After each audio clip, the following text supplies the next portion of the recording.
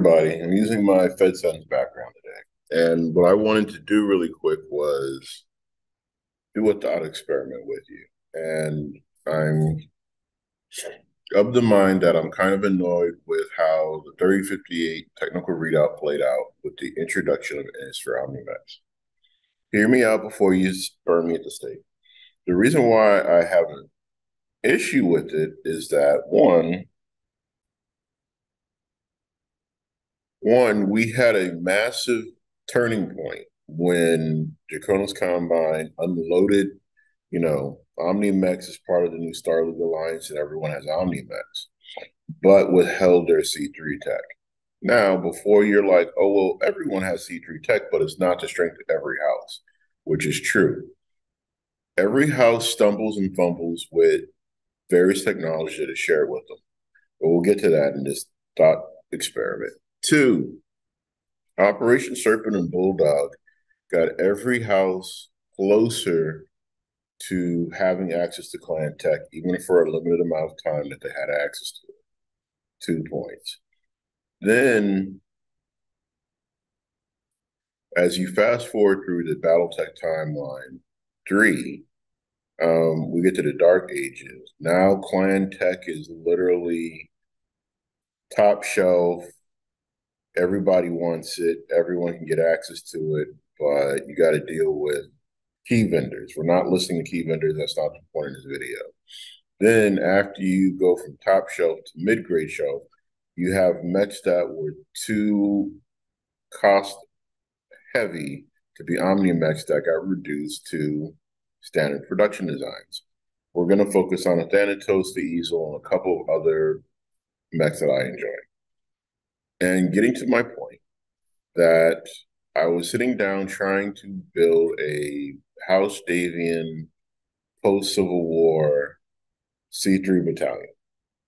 Now, before you all, I'm losing my mind. God, I hate C3 and the concept of it. The C3 battalion is not the entire network of a battalion is wired up. It's 3 separate C3 companies with a C3 command lance that might have the supporting lances that they branch out to. So it's effectively a reinforced battalion of 4 C3 companies. You'll live. Now, why am I annoyed with the OmniMex? OmniMex are great in concept, great in design. There's some mechs that should have been converted to OmniMex, and some mechs that should be retooled and reconfigured for Mark II or Mark III purposes. Strider, 40-ton Innisphere OmniMech with 10 single heat sinks, and it's got room, but I'm not bitter. So what I'm going to do is share my screen first, and we're going to discuss the avatar. So if you're looking at the Avatar B, it's a perfect fire defense platform, and I'm not looking at the right one. So let me go back to Alpha Strike and go to Avatar. That way we can start the conversation correctly. So the Avatar OB from 3056 is a great fire support platform at 39 points with a skill 4 pilot. 354, 6 armor, 3 structure case, and IF3 Omni. Other words, it hides behind a building, launches fire support. Everyone's a winner. Yeah, we get it. No one cares. But let's say Operation Bulldog, someone with the Avatar B had to pick up a C3 Master. The easiest way to do this is to swap all the LRM launchers from the 2 Innisphere 10s and the 15s to 4 Clan LM15s with Artemis and ammo, a couple extra heat sinks, and you can even slide in jump jets. But that's where we get this monster. 554 with 8-inch jump, same armor, same structure, but it's 47 points, maybe 48 with the new rules updates. Can't wait to get my hands on those so I can finally finish out my thought process. But let's now look at Skunkworks. Skunkworks still works. It's just the points aren't right. 554 Omni C3 Master Tag Case, Mobile HQ5. Search, ES, Seal, and SOA are irrelevant with the current edition of Alpha Strike Commander's Edition. Then you got IF4. Indirect Fire 4 makes it a very valid fired platform. So going back, we don't need to share right now.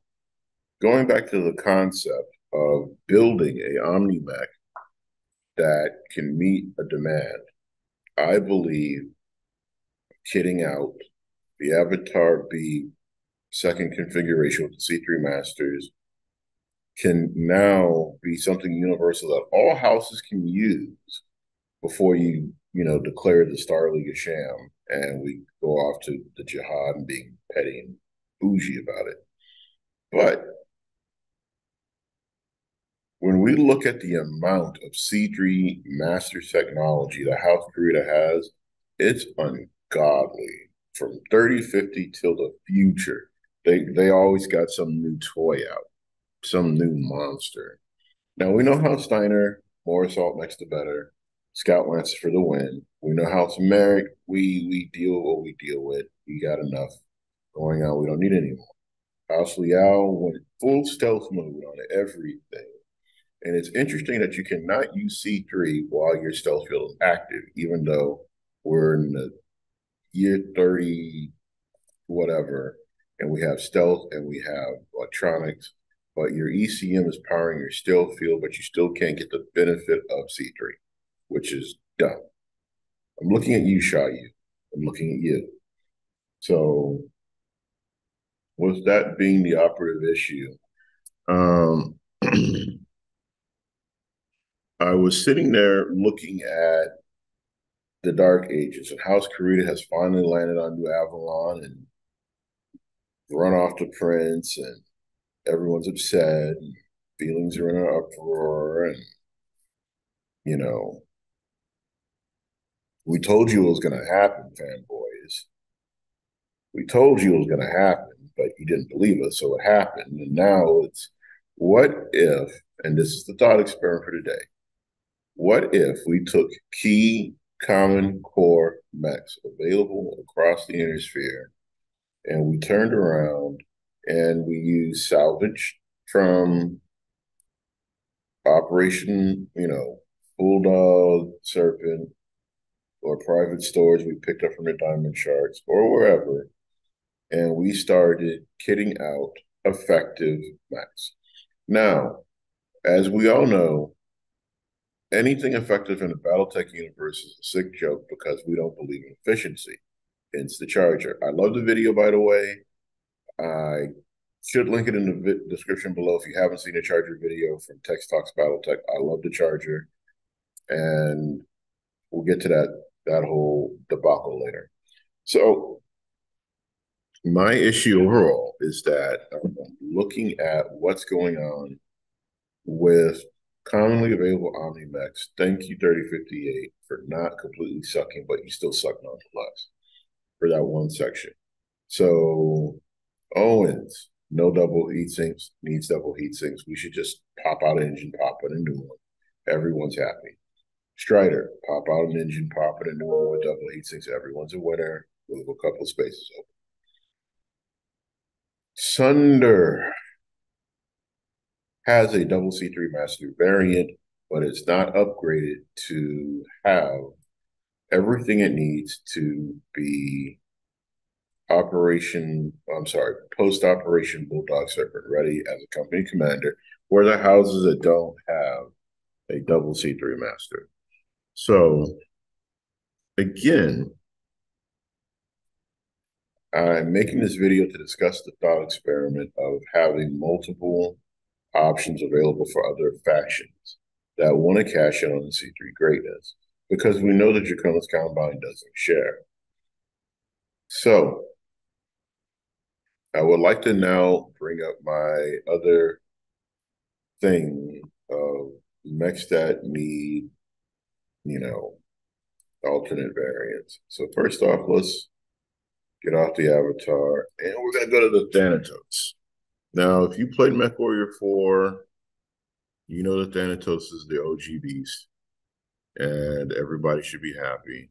So the 4S, which is available to everyone, Clan Invasion, Civil War, Jihad, Early Republic, and even in the Late Republic, is just a effective heavy cavalry mech that does some damage and covers two bases. It's a cavalry slave unit, means it can engage quickly with the enemy forces, has a slave for targeting data, and has an ECM to protect from those annoying pesky haters in ECCM mode. So the Thanatos does not need a clan weapons upgrade. What it does need is an effective high-speed commander that everyone can get hands to. So I like to go back to the Blackhawk KU. The Blackhawk KU, again, great concept, great mech, great emulation of the clan Blackhawk Nova that we all know and love for mech. Warrior 2 and the clan Onslaught at 50 tons. The 65 ton, 60 or 60 ton, who cares? Point is, we need cannon variants with C3 masters in them instead of always having to use the uniques, which aren't available for mass production anyway. So, and the underlying point that I want to make is that, yes, there are rules that have been published to convert mechs from classic to Alpha Strike. What I want next on the website, and this is just me, I want it to where we can go to the website, punch everything in, and it calculates it for us and gives us a point value at skill 4 that we can then apply to our personal game.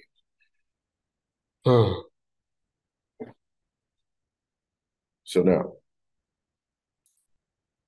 with the state of the Battletech universe in the Dark Ages, I'm happy for it. I'm happy the Kickstarter is over. I'm happy I gave Catalyst my money.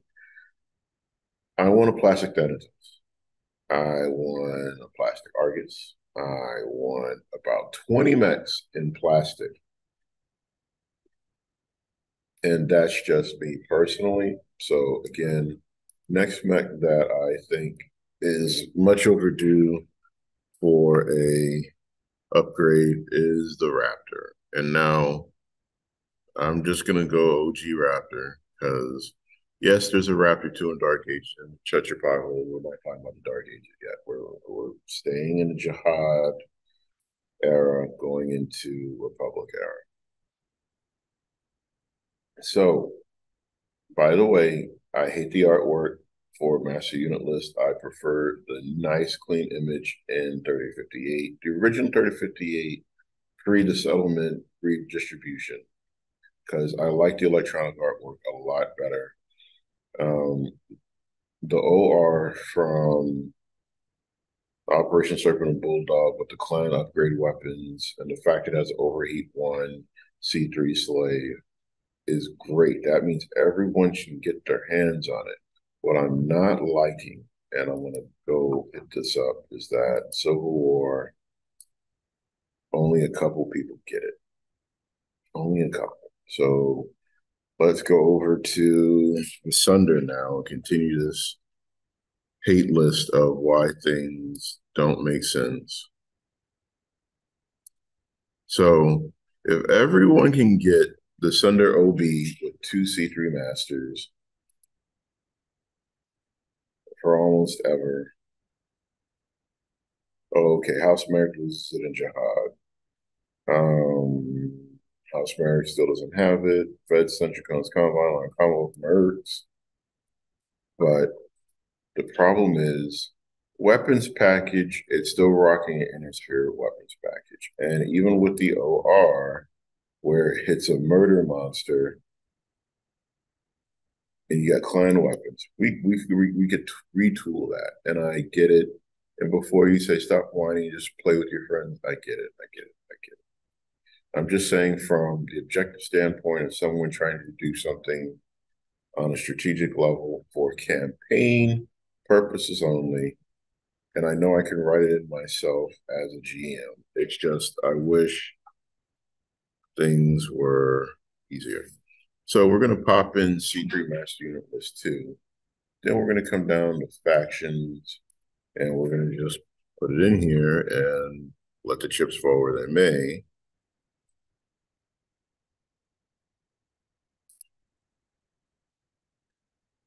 I get two options.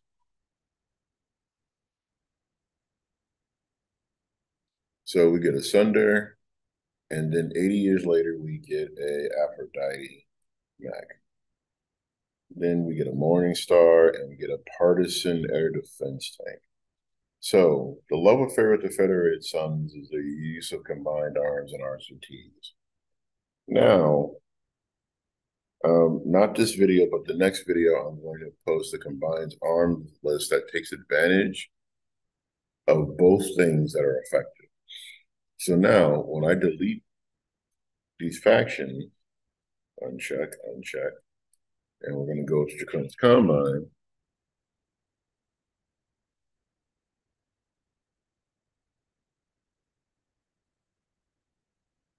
One, two, three, four, five, six. One, two, three, four. So now, even with the Tinmaku, early Republic, the command trailer is scary as a concept in and of itself. Okay, you got armor. Okay, you got structure, recon, MHQ 20, infantry transport 8, ECM, HTC, cargo, and AMS.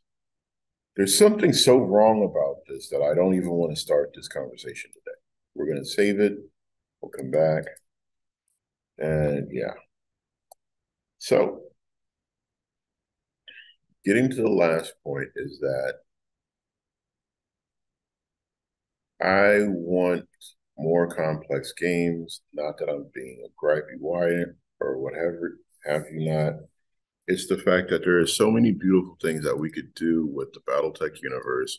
And I'm glad that people are being more creative in their game. I still love Classic. I will always love Classic. And I wanted to come over and talk to everybody about a couple of designs that I fall in love with lately. So I'm off my hate train. So Innisphere General, the Sprint Scout helicopter. Yes, MVP high speed scout definitely will show up in a list or two of mine soon. Next vehicle, the Mantis Light Attack VTOL. Dag Nabbit Warrior Blake, you made something great, and the world can't. Oh, I get it in the early Republic. I'm happy now. So yeah, the Mantis is epic. Um, what is a minion? I don't remember. Oh, it's that Slinky hovercraft. Who gets it? Enough people, so it's not terrible. Now, something that I love and I think is amazing are the Yashas. And everyone can get one. And it's a scary, scary thing. Price points are reasonable, but hey, this is something else I want in plastic and not the crappy dark age plastic, for the record. So again, epic. Now, that is my rant for today. I just want to showcase another one of my favorite mechs.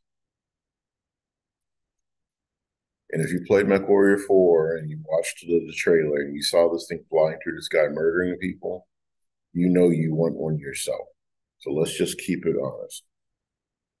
The only thing I think that could make the Easel 8S better is a C3 Slave variant.